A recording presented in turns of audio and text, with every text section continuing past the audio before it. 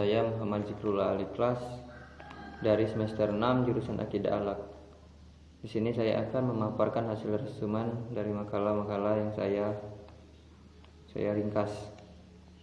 Baiklah, di sini saya akan memaparkan dari makalah yang berjudul Larangan Banyak Bersumpah. Pengertian kata sumpah menurut etimologi diambil dari bahasa Arab yakni al-iman, yang merupakan bentuk jamak dari limina yang memiliki arti kanan atau tangan kanan, seperti firman Allah Subhanahu wa taala yang artinya dan golongan kanan, alangkah bahagianya golongan kanan itu. Al-Quran surah Al-Waqiah ayat 27. Sumpah adalah memperkukuh hal yang mungkin disalahkan atau mempertegasnya dengan menyebut asma Allah atau sifatnya. Sumpah tidak sah kecuali dengan menyebut lafaz-lafaz Allah atau asma-asma dari sifat-sifatnya. Batasan orang yang sumpah adalah setiap mukallaf kehendak sendiri yang mengucap dengan niat sumpah. Barang siapa bersumpah akan menyedekahkan hartanya, maka ia diperkenankan memilih antara merealisasikan sumpahnya dengan bersedekah atau tebusan sumpah atau kafarat yamin. B. Syarat dan rukun sumpah. Syarat orang yang bersumpah adalah berakal, balik, Islam, bisa ditunaikan atas keinginan sendiri atau tidak dipaksa. Hukum sumpah. Sumpah pada dasarnya hukumnya makruh, tetapi sumpah mempunyai beberapa hukum lainnya, yaitu haram jika sumpah tersebut untuk melakukan yang dilarang atau syariat, yang dilarang oleh syariat, meninggalkan kewajiban atau melakukan kebohongan tanpa sebab yang dilegalkan. Selanjutnya B. Wajib jika sumpah tersebut menjadi solusi untuk menyelamatkan orang yang teraniaya atau menjelaskan sesuatu yang benar. Hukum sumpah mubah jika sumpah tersebut untuk melakukan ketaatan, menjauhi kemaksiatan, menunjukkan kepada kebenaran atau memperingatkan sesuatu yang batil. Selanjutnya ke resum makalah mereka yang mengingkari qadar. Langsung saja ke definisi qadar. Beriman kepada takdir Allah salah satu di antara rukun iman, bahkan sangat ditetapkan dan ditekankan. Karenanya Rasulullah SAW mengulangi penyebutan beriman ketika masalah takdir. Takdir secara bahasa artinya penentuan, sedangkan secara istilah adalah keterkaitan ilmu Allah terhadap segala kejadian serta iradanya terhadap hal itu pada waktu azali sebelum adanya kejadian tersebut. Tidak ada satupun kejadian kecuali Allah yang menentukannya. Selanjutnya mengingkari qadar. Penyebab ibadah tidak diterima karena syarat diterimanya ibadah ada dua, yaitu ikhlas dan mutawa'ah. Seorang yang mengingkari qadar maka dia belum ikhlas, sebab itu amal ibadahnya tidak akan diterima oleh Allah Subhanahu wa taala.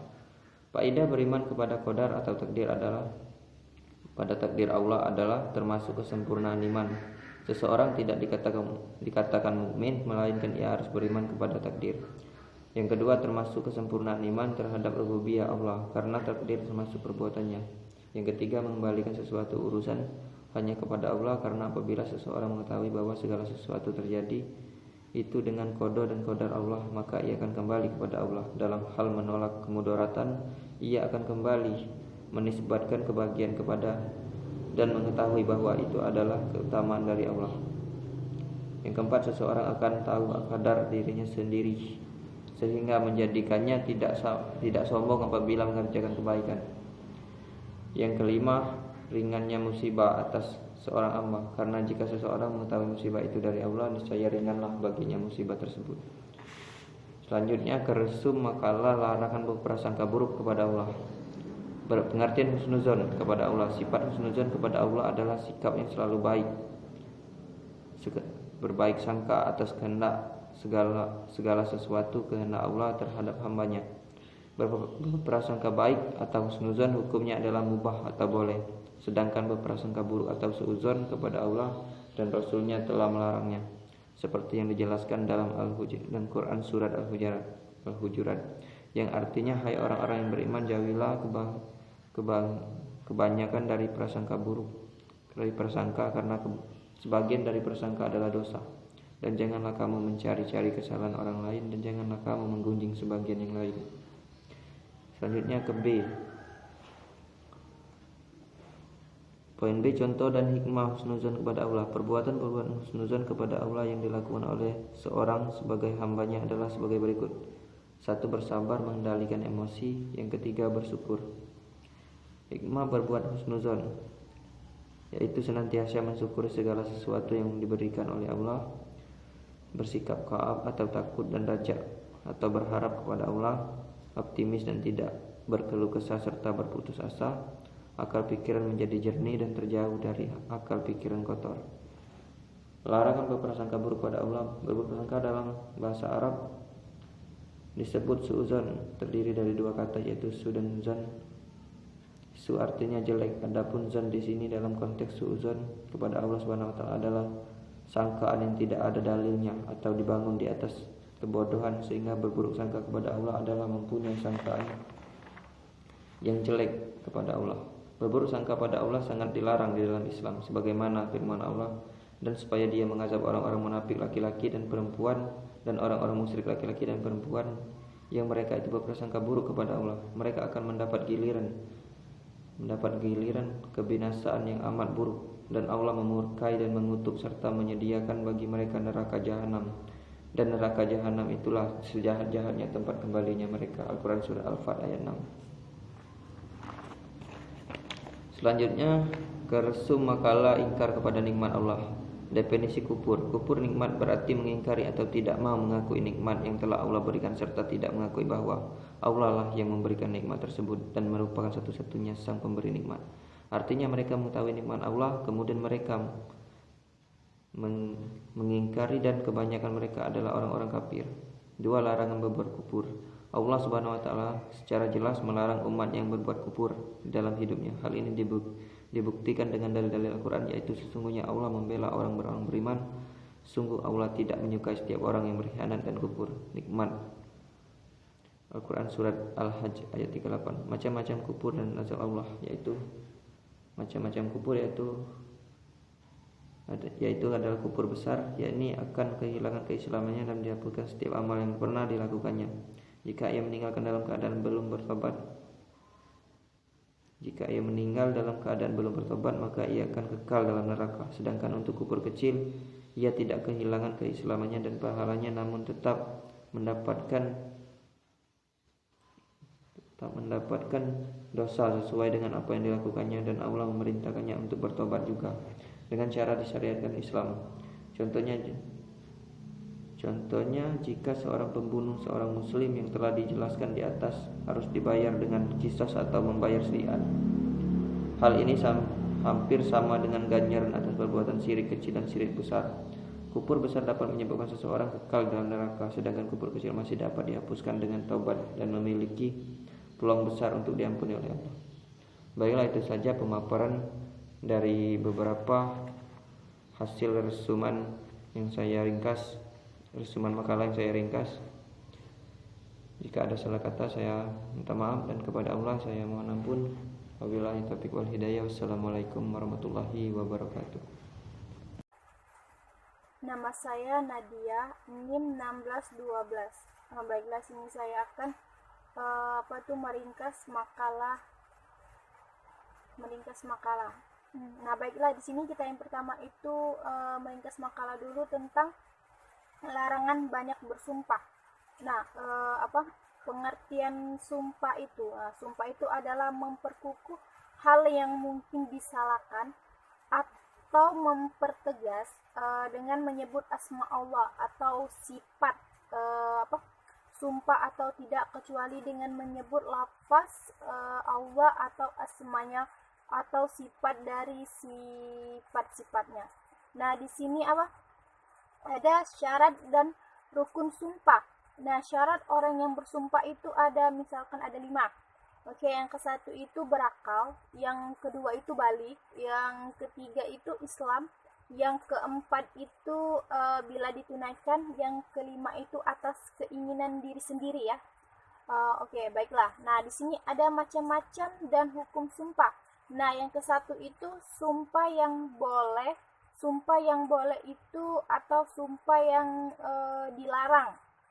Nah, yang kedua itu sumpah main-main dan sumpah sungguhan. Nah, yang ketiga itu misalkan sumpah hukum bersumpah selain Allah. Nah, ada juga di sini hukum sumpah. Nah, sumpah itu pada dasarnya itu makruh. hukumnya itu makruh ya. Tetapi sumpah mempunyai beberapa hukum. Maka hukum sumpah itu ada 4. Yang ke satu itu yang satu tadi makruh. Nah, itu haram. Haram itu apabila kita melakukan larangan Allah. Nah, itu termasuk haram kan? Nah, yang ketiga itu wajib. Wajib itu apabila kita menolong seseorang dari aniayaan orang atau mempertegas, misalkan itu tentang kata-kata atau apa gitu ya. Nah, yang keempat itu mubah.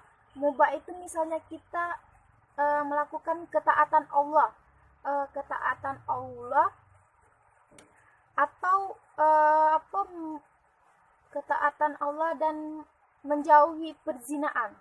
Nah, baiklah yang kedua itu tentang mereka yang mengingkari qadar. Definisi qadar. Qadar itu kan misalkan takdir kan. Nah, beriman kepada takdir Allah itu merupakan salah satu di antara rukun iman, bahkan sangat ditentukan. Karena Rasulullah SAW mengulangi penyebutan beriman ketika masalah takdir. Nah, baiklah di sini makalah yang ketiga itu tentang meringkas tentang larangan berprasangka buruk pada Allah. Nah, baiklah di sini pengertian pengertian husnuzan. Husnuzan itu pada Allah Subhanahu wa taala itu adalah sikap yang selalu baik. Ingat, sikap yang selalu baik. Berarti husnuzan itu pada Allah itu yaitu sikap yang selalu baik, yang selalu berbaik sangka atas segala kehendak Allah terhadap hambanya. Berarti husnuzan itu adalah sikap selalu berprasangka baik itu terhadap Allah, yaitu ya. Nah, ada juga di sini hikmah berbuat husnuzan. Nah, misalnya tuh ada yang ke satu itu ada hikmahnya itu yang ke satu tuh senantiasa mensyukuri segala sesuatu yang diberikan Allah Subhanahu wa taala. Jadi kita itu harus mensyukuri apa yang sudah diberikan Allah. Nikmat yang sudah apa yang diberinya itu selalu bersyukur. Ingat, selalu bersyukur. Nah, yang kedua itu misalkan tuh yang kedua itu berprasangka qoab. Berprasangka qoab. Ingat, kita harus berprasangka qoab. Nah, yang ketiga itu optimis dan tidak berkeluh kesah atau tidak berputus asa. Misalkan kalau kita lagi menjalankan sesuatu, ingat tidak boleh berkeluh kesah atau apa.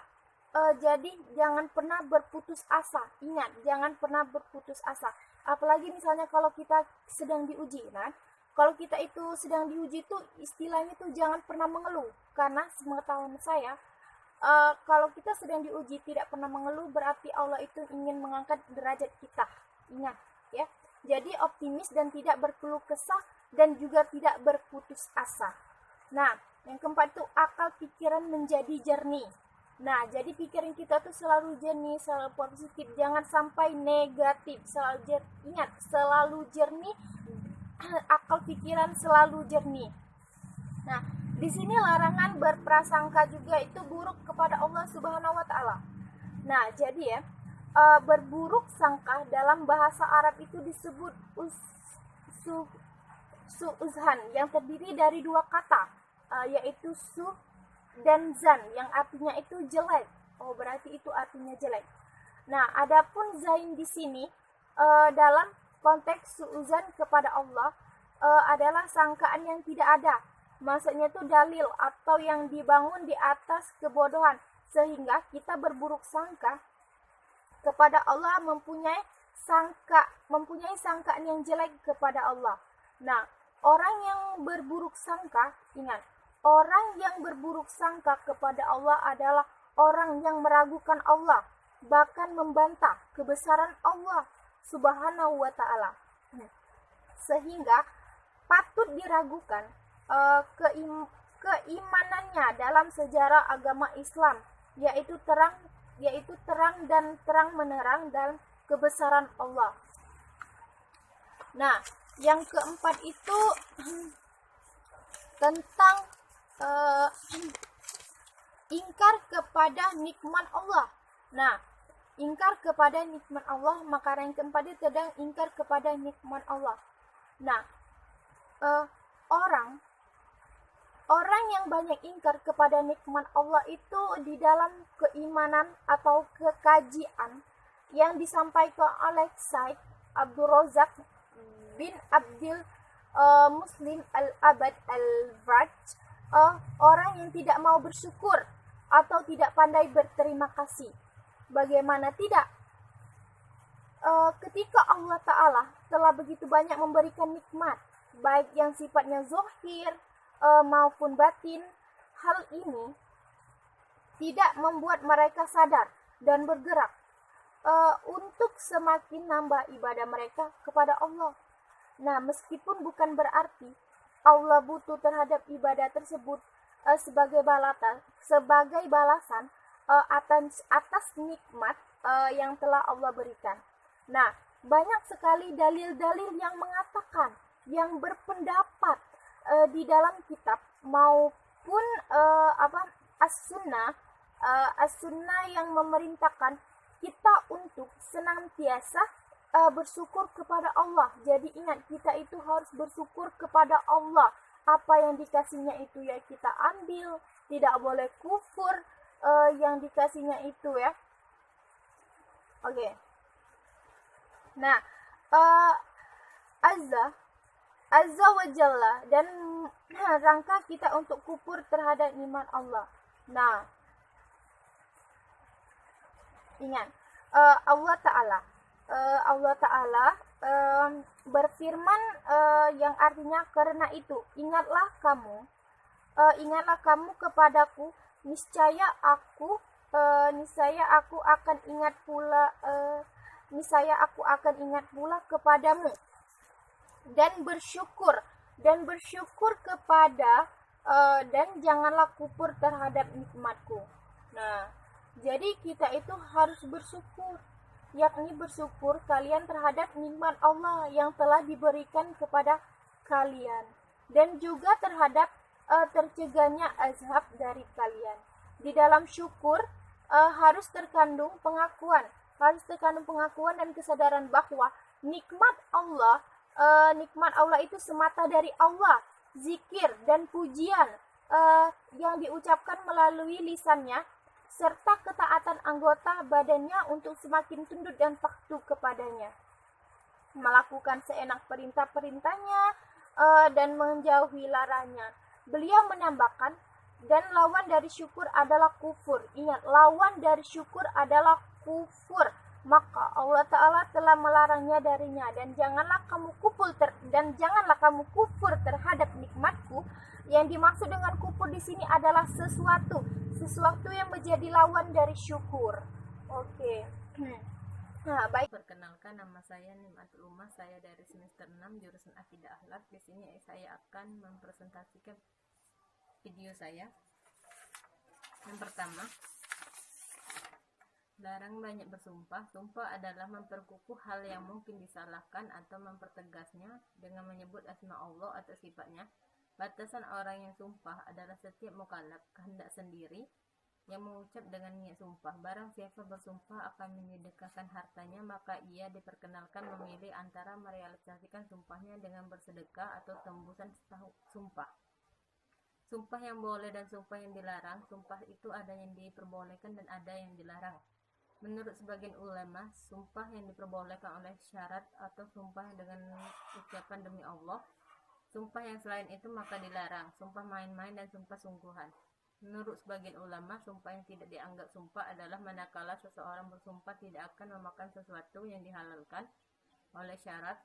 Hukum bersumpah selain Allah, bersumpah dengan menggunakan atau menyebut nama yang selain Allah atau salah satu sifat yang dimiliki Allah adalah haram hukumnya, dan itu termasuk perbuatan syirik. Yang kedua, mereka mengingkari qadar. Beriman kepada takdir adalah merupakan salah satu di antara rukun iman, bahkan sangat ditekankan kepada mereka. Karenanya Rasulullah Shallallahu Alaihi Wasallam mengulangi penyebutan beriman ketika masalah takdir. Mengingkari qadar penyebab ibadah tidak diterima karena syarat diterimanya ibadah ada dua, yaitu ikhlas dan mutabat. Seseorang yang mengingkari qadar maka dia belum ikhlas, sebab itu amal ibadahnya tidak akan diterima oleh Allah Subhanahu wa taala. Ibnu Umar berkata, demi Allah yang Ibnu Umar berada di tangannya, seandainya salah seorang dari mereka memiliki emas sebesar gunung Uhud lalu dia diinfakkan di jalan Allah, tidak akan diterima oleh Allah sebelum ia beriman kepada takdir. Yang ketiga, larangan berprasangka buruk kepada Allah.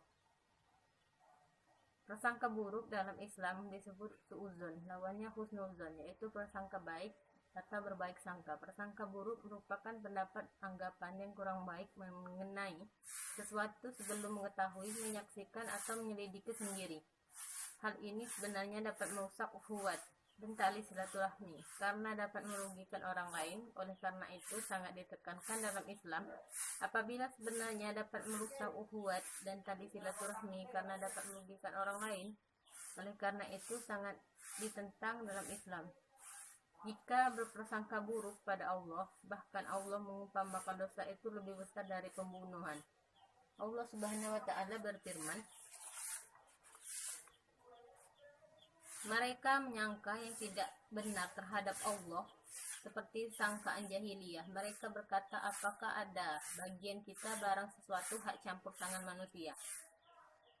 Al-Quran Surat Ali Imran ayat 3. Allah melarang hamba-hambanya yang beriman berprasangka buruk pada keluarga dan terhadap orang lain, karena sebagian prasangka buruk pada keluarganya, sebagian prasangka itu merupakan perbuatan yang mengakibatkan dosa. Cara menjauhi sifat prasangka buruk dengan cara mendahulukan prasangka baik dapat diartikan dengan selalu berpikir positif kepada orang lain, dan segala sesuatu yang kita dengar dan kita lihat dapat menimbulkan prasangka baik atau buruk tergantung dari kita cara menanggapinya, dan tidak menggali-gali rahasia atau mengumbar aib seseorang. Yang keempat, ingkar kepada nikmat Allah. Memang benar jika dikatakan bahwa sebagian besar manusia itu adalah orang yang tidak mau bersyukur atau tidak pandai berterima kasih. Bagaimana tidak, ketika Allah Ta'ala telah begitu banyak memberinya nikmat, baik yang sifatnya zahir maupun batin, hal itu membuat mereka tidak sadar dan bergerak untuk semakin menambah ibadah mereka kepada Allah butuh terhadap ibadah tersebut sebagian balasan atas nikmat yang telah Allah berikan. Bahkan sebaliknya, kenikmatan itu justru membuat mereka semakin jauh dari ibadah kepada Allah Ta'ala. Kewajiban seseorang hamba adalah bersyukur serta tidak kufur. Banyak sekali dalil-dalil yang terdapat di dalam Alkitab maupun As-Sunnah yang memberikan kita untuk senantiasa bersyukur kepada Allah dan melarang kita untuk kufur terhadap nikmatnya. Assalamualaikum warahmatullahi wabarakatuh. Nama saya Pandri, semester 6 Akidah Akhlak, ruang 3. Di sini saya akan memaparkan hasil ringkasan saya dari 4 judul materi. Yang pertama, larangan banyak bersumpah. 1. Definisi larangan. Larangan bisa diartikan sebagai tuntutan Allah Subhanahu wa Ta'ala kepada hambanya untuk meninggalkan suatu perbuatan, sebagaimana firman Allah Subhanahu wa Ta'ala pada Quran surah Al-Baqarah ayat 188 yang artinya, dan janganlah sebagian kamu memakan harta sebagian yang lain di antara kamu dengan cara yang batil.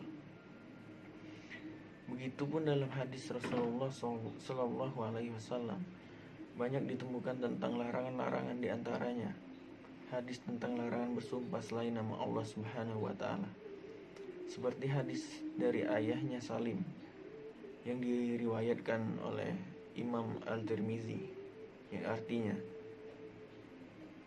Qutaibah menceritakan kepada kami, Sufyan menceritakan kepada kami, dari Zuhri, dari Salim, dari ayahnya, Rasulullah Shallallahu Alaihi Wasallam mendengar Umar berkata, demi ayahku.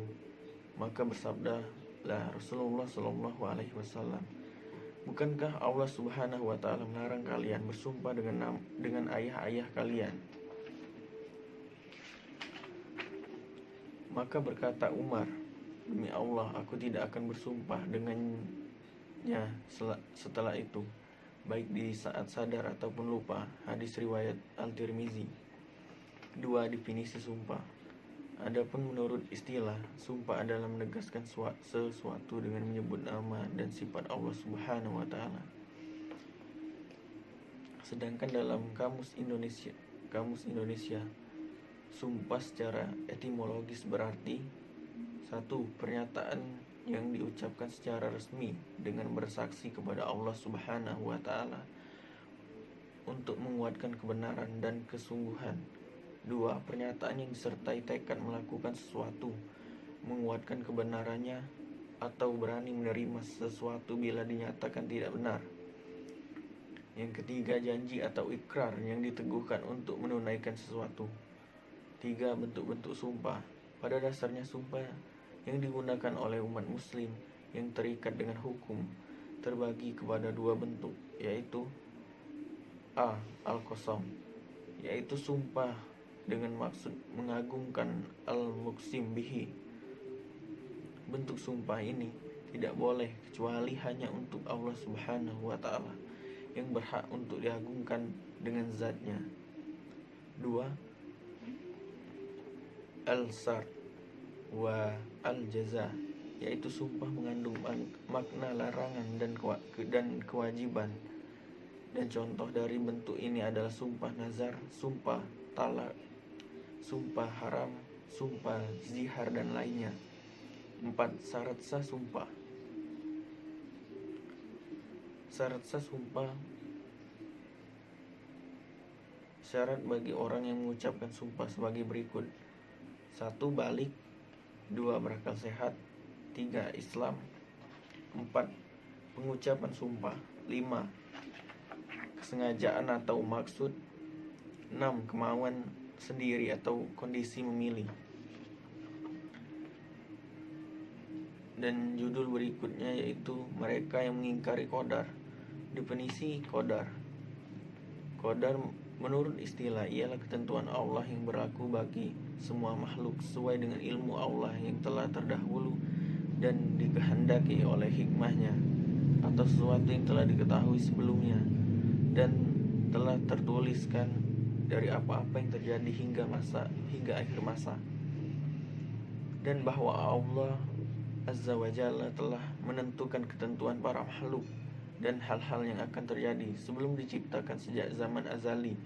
Allah Subhanahu wa Ta'ala pun mengetahui bahwa semua itu akan terjadi pada waktu-waktu tertentu sesuai dengan pengetahuannya dan dengan sifat-sifat tertentu pula. Maka hal itu pun terjadi sesuai dengan apa yang telah ditentukannya. 2. Ancaman neraka bagi orang-orang yang mengingkari takdir. Diriwayatkan bahwa Ubadah bin As-Samit radhiyallahu anhu memberikan wasiat kepada anaknya, wahai anakku, sungguh kamu tidak akan merasakan lezatnya iman dan tidak akan mencapai kebenaran hakikat ilmu terhadap Allah sebelum kamu meyakini takdir yang baik dan yang buruk. Anaknya bertanya, wahai bapakku, bagaimana aku mengetahui takdir yang baik dan yang buruk? Beliau menjawab, kamu mengetahui bahwa apa yang telah ditakdirkan tidak menimpa dirimu pasti tidak akan menimpamu, dan apa yang telah ditakdirkan menimpa dirimu pasti tidak akan meleset. Wahai anakku, aku telah mendengar Rasulullah Shallallahu Alaihi Wasallam bersabda, sesungguhnya pertama kali yang diciptakan Allah adalah pena. Kemudian Allah berfirman kepadanya, tulislah. Maka terjadilah semenjak saat itu dengan apa yang terjadi sampai hari kiamat. Wahai anakku, jika kamu mati tidak dalam keyakinan seperti ini, kamu pasti masuk neraka. Hadis riwayat Ahmad. 3. Amal tidak akan diterima sampai mengimani takdir.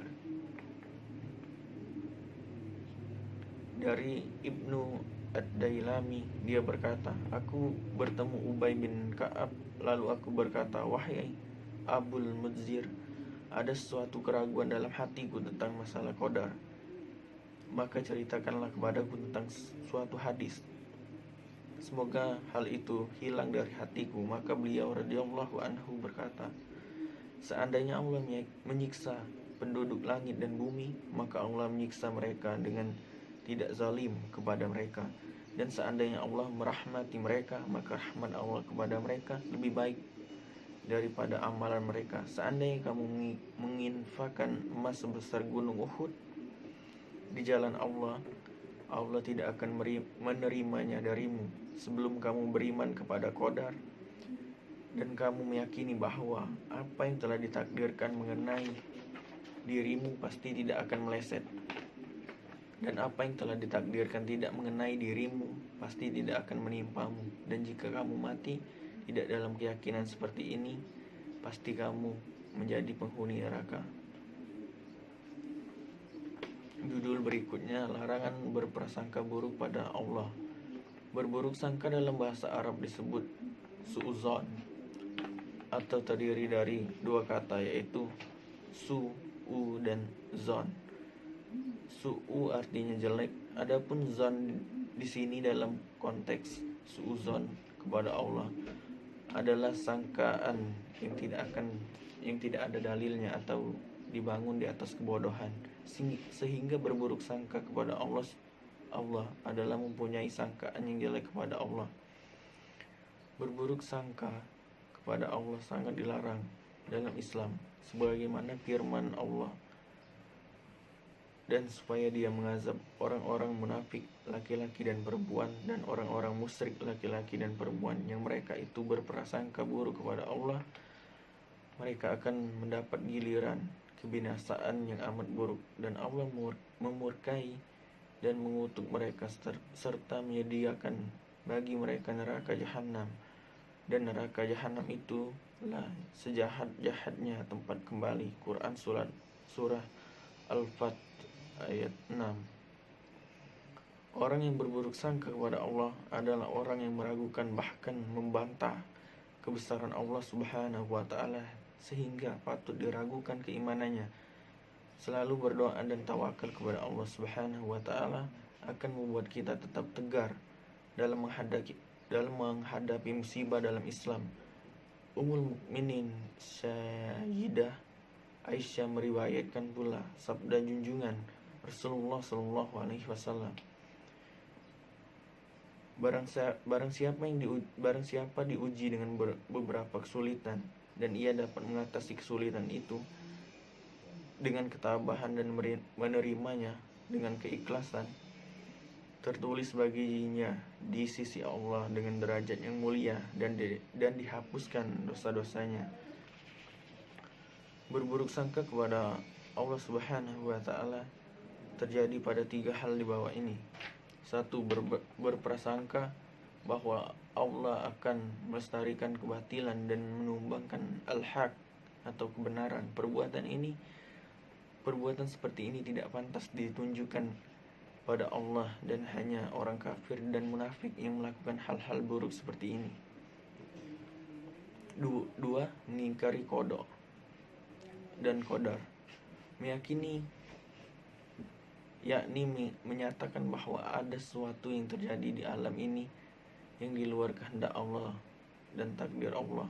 3. Mengingkari adanya hikmah yang sempurna dalam takdir Allah. 4.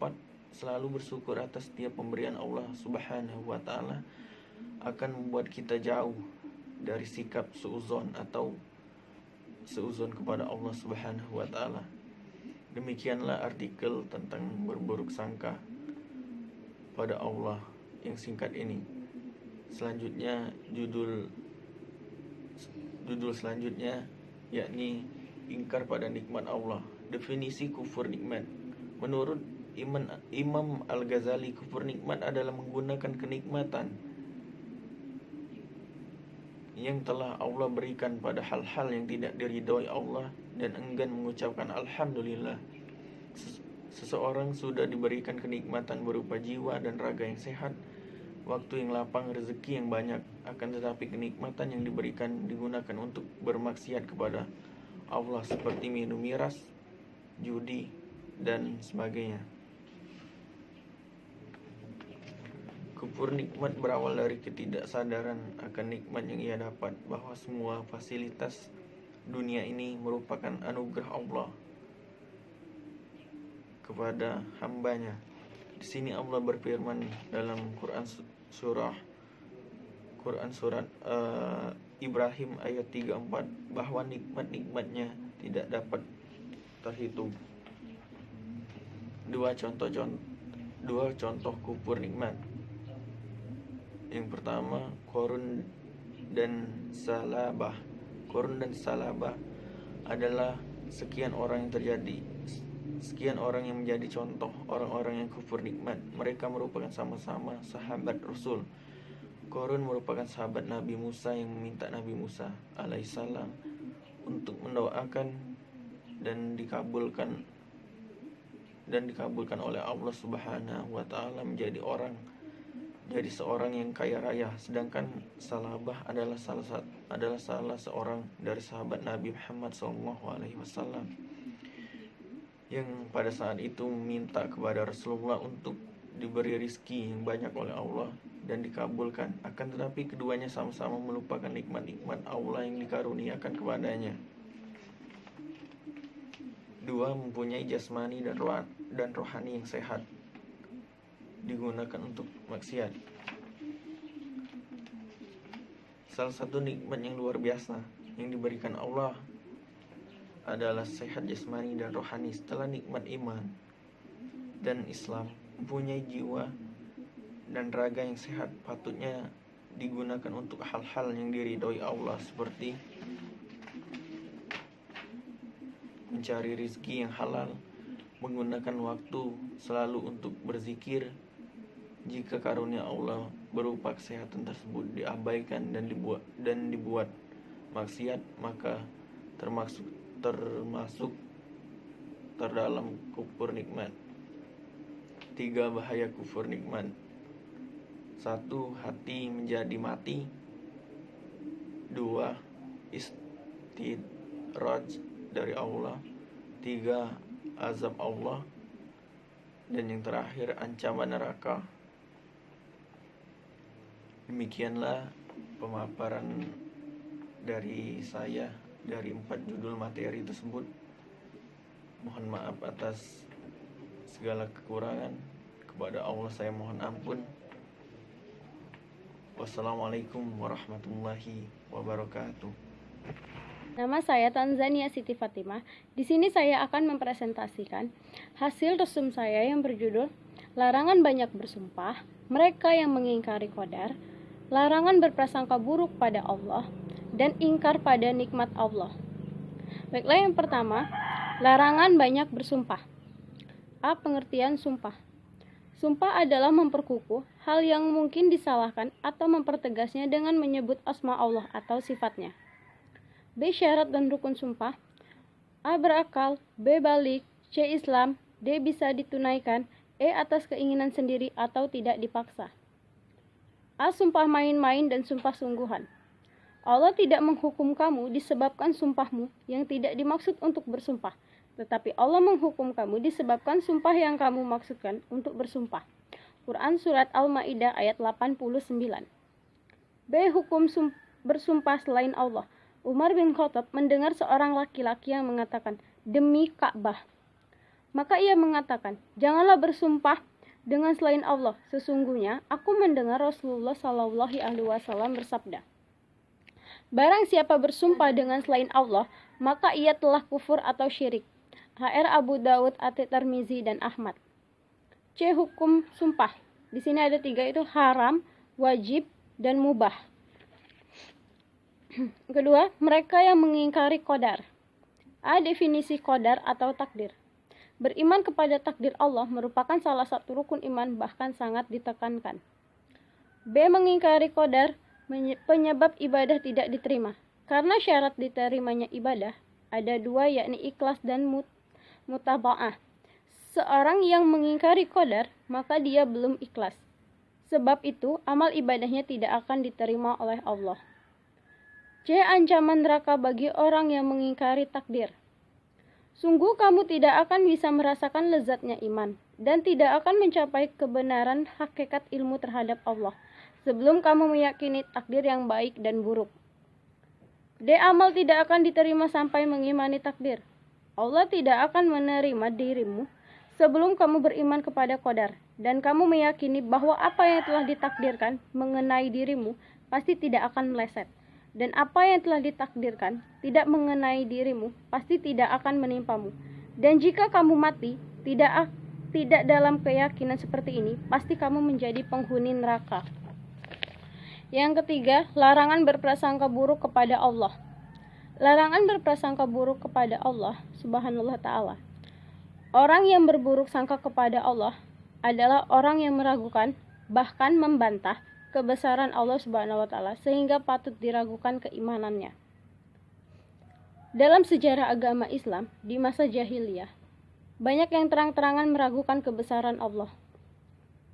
Berburuk sangka kepada Allah Subhanahu wa ta'ala dapat terjadi pada 3 hal di bawah ini, yaitu A. Berprasangka bahwa Allah akan melestarikan kebatilan dan menumbangkan al-haq atau kebenaran. B. Mengingkari qada dan qadar, yakni menyatakan bahwa ada sesuatu yang terjadi di alam ini yang di luar kehendak Allah dan takdir Allah. C. Mengingkari adanya hikmah yang sempurna dalam takdir Allah. Selalu bersyukur atas setiap pemberian Allah Subhanahu wa ta'ala akan membuat kita jauh dari sikap suudzon kepada Allah Subhanahu wa ta'ala. Baiklah, yang terakhir yaitu ingkar pada nikmat Allah. Pengertian kufur nikmat. Menurut Imam Al-Ghazali, kufur nikmat adalah menggunakan kenikmatan yang telah Allah berikan pada hal-hal yang tidak diridhoi Allah dan enggan mengucapkan alhamdulillah. Kufur nikmat berawal dari ketidaksadaran nikmat yang ia dapat bahwa semua fasilitas dunia ini merupakan anugerah Allah kepada hambanya. Contoh kufur nikmat yaitu A. Kisah Qarun dan Sa'labah. B. Mempunyai jasmani dan rohani yang sehat, tapi digunakan untuk maksiat. Bahaya kufur nikmat yaitu hati akan menjadi mati, sebab kurangnya rasa syukur. Padahal rasa syukur merupakan sikap yang wajib dilakukan oleh seorang muslim. Pasalnya semua yang ada di dunia ini merupakan fadilah atau karunia darinya. Kenalkan, nama saya Tuti Alawiyah. Saya dari semester 6 Akidah Akhlak. Tujuan utama saya yaitu untuk memenuhi tugas mata kuliah ilmu tauhid. Baiklah, langsung saja saya di sini akan memaparkan ringkasan saya. Yang pertama yaitu makalah tentang larangan banyak bersumpah. A. Pengertian sumpah. Sumpah adalah memperkukuh hal yang mungkin disalahkan atau mempertegasnya dengan menyebut asma Allah atau sifatnya. B. Syarat dan rukun sumpah. Syarat orang bersumpah yang pertama, berakal, balik, Islam, bisa ditunaikan atas keinginan sendiri atau tidak dipaksa. C. Macam-macam dan hukum sumpah. A. Sumpah yang boleh dan sumpah yang dilarang. Menurut sebagian ulama, sumpah yang diperbolehkan oleh syara adalah sumpah dengan ucapan demi Allah. Sumpah yang selain itu maka dilarang. Para ulama sepakat bahwa sumpah dengan ucapan demi Allah itu boleh, termasuk juga dengan asma Allah yang lain. B. Sumpah main dan sumpah sungguhan. Menurut Ismail Al-Qadi atau pengikut Malik, sumpah yang tidak dianggap sumpah adalah sumpah dengan hal-hal yang tergolong maksiat. C. Hukum bersumpah selain Allah. Para ulama telah berpendapat bahwa bersumpah dengan menggunakan atau menyebut nama yang selain Allah Subhanahu wa ta'ala atau salah satu sifat yang dimiliki Allah Subhanahu wa ta'ala adalah haram hukumnya, dan itu termasuk ke dalam kategori perbuatan syirik, karena Allah Subhanahu wa ta'ala merupakan zat yang paling layak untuk diagungkan. D. Hukum sumpah.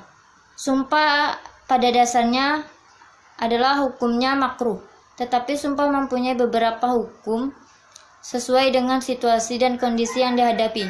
Maka hukum sumpah juga terbagi menjadi 3. Yang pertama haram, kedua wajib, ketiga mubah.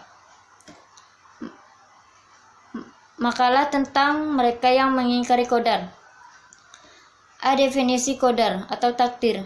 Beriman kepada takdir Allah merupakan salah satu di antara rukun iman, bahkan sangat ditekankan karena Rasulullah Shallallahu Alaihi Wasallam mengulangi penyebutan beriman ketika masalah takdir. B. Mengingkari qadar penyebab ibadah tidak diterima. Karena syarat diterimanya ibadah ada dua, yaitu ikhlas dan mutaba'ah. Seorang yang mengingkari qadar, maka dia belum ikhlas, sebab itu amal ibadahnya tidak akan diterima oleh Allah Subhanahu wa taala. Faidah beriman kepada qadar atau takdir Allah. Yang pertama, termasuk kesempurnaan iman. Kedua, termasuk kesempurnaan iman terhadap rububiyah Allah. Ketiga, mengembalikan semua urusan hal hanya kepada Allah. Keempat, seorang akan tahu kadar dirinya sehingga menjadikan tidak sombong apabila mengerjakan kebaikan. 5. Ringannya musibah atas seorang hamba. C. Ancaman neraka bagi orang yang mengingkari takdir. Diriwayatkan bahkan Ubadah bin As-Samit radhiyallahu anhu memberikan wasiat kepada anaknya, "Wahai anakku, sungguh kamu tidak akan bisa merasakan lezatnya iman dan tidak akan mencapai kebenaran hakikat ilmu terhadap Allah sebelum kamu meyakini takdir yang baik dan yang buruk." Makalah tentang larangan berprasangka buruk terhadap Allah. A. Pengertian zauzon kepada Allah Subhanahu wa taala. Sifat zauzon kepada Allah adalah sikap yang selalu berbaik sangka atas segala kehendak Allah terhadap hambanya. Berprasangka baik atau zauzon hukumnya adalah mubah atau boleh, sedangkan berprasangka buruk atau zauzon Allah dan Rasulnya telah melarangnya. Contoh dan hikmah zauzon kepada Allah Subhanahu wa taala. Perbuatan-perbuatan zauzon kepada Allah Subhanahu wa taala yang dilakukan oleh seorang sebagai hambanya adalah sebagai berikut. Yang pertama, sabar.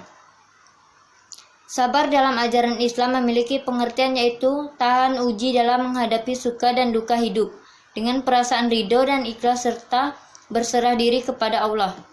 Kedua, mengendalikan emosi. Ada beberapa cara yang dapat dilakukan untuk melatih mengendalikan nafsu atau emosi agar bisa bersikap sabar, yaitu melatih serta mendekatkan diri kepada Allah Subhanahu wa taala dengan membaca ayat-ayat suci Al-Qur'an, salat, puasa dan ibadah lainnya. B. Menghindari kebiasaan-kebiasaan yang dilarang agama. C. Memilih lingkungan pergaulan yang baik. Yang ketiga, bersyukur. Syukur menurut Arab yang berarti terima kasih. Syukur secara istilah yaitu berterima kasih kepada Allah Subhanahu wa taala dan pengakuan secara tulus dari hati atas nikmat dan karunia-Nya melalui ucapan, sikap dan perbuatan. C. Hikmah berbuat zauzon. A. Senantiasa mensyukuri segala sesuatu yang diberikan oleh Allah Subhanahu wa taala. B. Bersikap KO atau takut dan raja atau berharap kepada Allah. C. Optimis dan tidak berkeluh kesah serta berputus asa. D. Akal pikiran menjadi jernih dan terjauhkan dari akal pikiran kotor. Yang D. Larangan berprasangka buruk pada Allah Subhanahu wa taala. Orang yang berburuk sangka kepada Allah Subhanahu wa taala adalah orang yang meragukan bahkan membantah kebesaran Allah Subhanahu wa taala sehingga patut diragukan keimanannya. Berburuk sangka kepada Allah Subhanahu wa taala dapat dibedakan menjadi 3 hal. Yang pertama, berprasangka bahwa Allah akan melestarikan kebatinan dan menumbangkan al-haq atau kebenaran. Kedua, mengingkari qada dan qadar, yakni menyatakan bahwa ada sesuatu yang terjadi di alam ini yang di luar kehendak Allah dan takdir Allah. Ketiga, mengingkari adanya hikmah yang sempurna dalam takdir Allah. Yang materi terakhir, makalah tentang ingkar pada nikmat Allah. A. Pengertian kufur. Kufur nikmat. Menurut Imam Al-Ghazali, kufur nikmat adalah menggunakan kenikmatan yang telah Allah berikan pada hal-hal yang tidak diridhoi Allah dan enggan mengucapkan alhamdulillah. Contoh kufur nikmat yaitu yang pertama kurun dan tasalabah. Yang kedua, mempunyai jasmani dan rohani yang sehat digunakan untuk maksiat. Yang ketiga, atau C, bahaya kufur nikmat. Yang pertama, hati menjadi mati. Kedua, istidraj dari Allah. Ketiga, azab Allah. Keempat, ancaman neraka. Saya Ulil Aulia dari Ruang 3 Honda yang akan menjelaskan materi tentang ilmu tauhid. Baiklah, di sini saya akan memaparkan ringkasan saya dari materi teman-teman saya, yaitu tentang larangan bersumpah, mereka yang mengingkari qadar, larangan berprasangka buruk pada Allah, ingkar pada nikmat Allah. Langsung saja. 1. Larangan bersumpah. A. Pengertian sumpah. Kata sumpah menurut etimologi diambil dari bahasa Arab, yakni alama ya'mana yang merupakan bentuk jamak dari kata yamana yana yang memiliki arti kanan atau tangan kanan. B. Syarat dan rukun sumpah. 1. Berakal. 2. Balik. 3. Islam. 4. Bisa ditunaikan. 5. Atas keinginan sendiri atau tidak dipaksa. C. Macam-macam dan hukum sumpah. Hukum yang boleh dan sumpah yang dilarang. Menurut jumhur ulama, sumpah itu ada yang diperbolehkan dan ada yang dilarang. Menurut sebagian ulama, sumpah yang diperbolehkan oleh syarak adalah sumpah dengan ucapan demi Allah. Sumpah yang selain itu maka dilarang. Sumpah main-main dan sumpah sungguh-sungguh. D. Hukum bersumpah selain nama Allah.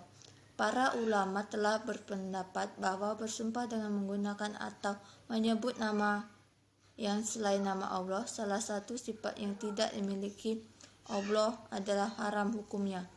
E. Hukum bersumpah. Sumpah pada dasarnya hukumnya makruh, tetapi sumpah mempunyai beberapa hukum sesuai dengan situasi dan kondisi yang dihadapi. Hal ini sesuai dengan satu kaidah hukum yang berubah sebab perubahan zaman, tempat, dan keadaan. Maka hukum sumpah juga terbagi menjadi 3. 1. Haram, artinya jika bersumpah tersebut untuk melakukan sesuatu yang dilarang oleh syariat, meninggalkan kewajiban dan melakukan kebohongan tanpa sebab yang dilegalkan.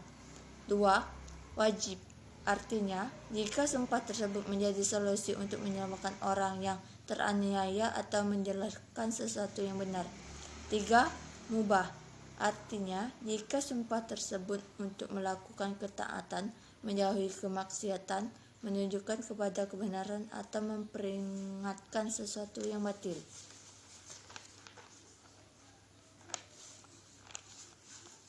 2. Mereka yang mengingkari qadar.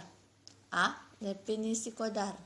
Beriman kepada Allah merupakan salah satu di antara rukun iman, bahkan sangat ditekankan. Karenanya Rasulullah SAW mengulangi penyebutan beriman ketika masalah takdir. B. Mengingkari qadar penyebab ibadah tidak diterima. Karena syarat diterimanya ibadah ada 2, yaitu ikhlas dan mutabah. Seseorang yang mengingkari qadar maka dia belum ikhlas, sebab itu amal ibadahnya tidak akan diterima oleh Allah Subhanahu wa ta'ala. Faedah beriman kepada qadar Allah. 1. Termasuk kesempurnaan iman, artinya seorang tidak dikatakan mukmin melainkan ia harus beriman kepada takdir. 2. Termasuk kesempurnaan iman terhadap rububiyah Allah, artinya karena takdir termasuk perbuatannya.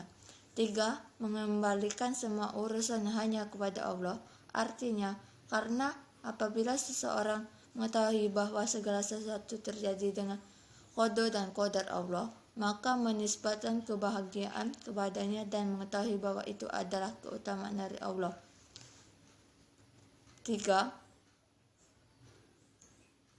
4.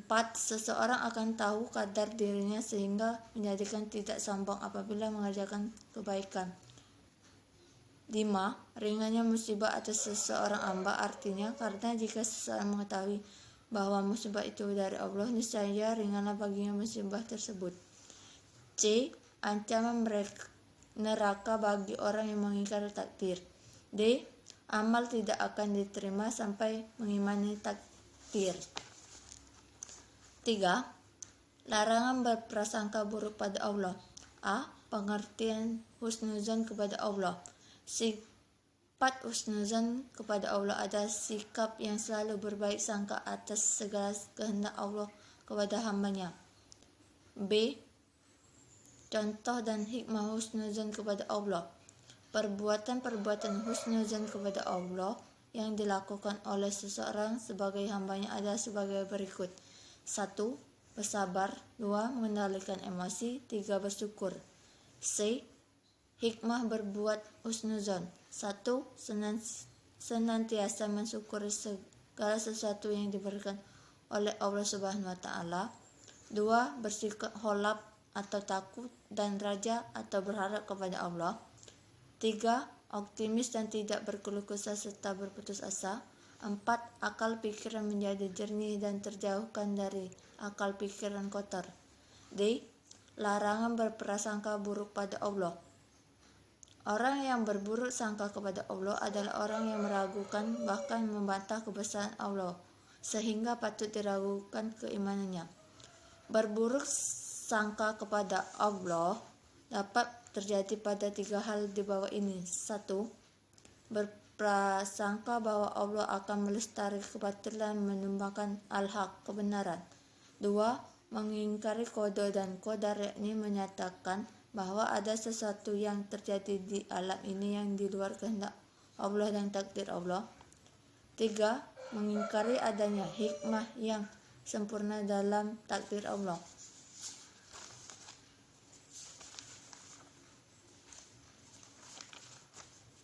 4. Ingkar pada nikmat Allah. A. Pengertian kufur nikmat. Menurut Imam Al-Ghazali, kufur nikmat adalah menggunakan kenikmatan yang telah Allah berikan pada hal-hal yang tidak diridhoi Allah dan enggan mengucapkan alhamdulillah. Seorang sudah diberikan kenikmatan berupa jiwa dan raga yang sehat, waktu yang lapang, rezeki yang banyak, akan tetapi kenikmatan yang diberikan digunakan untuk bermaksiat kepada Allah seperti minum miras, judi, dan lain-lain. B. Contoh kufur nikmat. Contohnya adalah kita sudah memiliki banyak mobil, tapi kita merasa masih kurang dan bahkan tidak puas dan bersyukur. C. Bahaya kufur nikmat. 1. Hati menjadi mati. 2. Istiraj dari Allah. 3. Azab Allah. 4. Ancaman neraka. Makkah merupakan tanah yang tandus dan mustahil untuk tumbuhan, buah-buahan, dan sayur-mayur seperti negara Indonesia yang gemar mengkonsumsi hal tersebut. Tetapi itu hanyalah teori manusia yang dipatahkan oleh firman Allah dalam Quran surah Al-Baqarah ayat 126.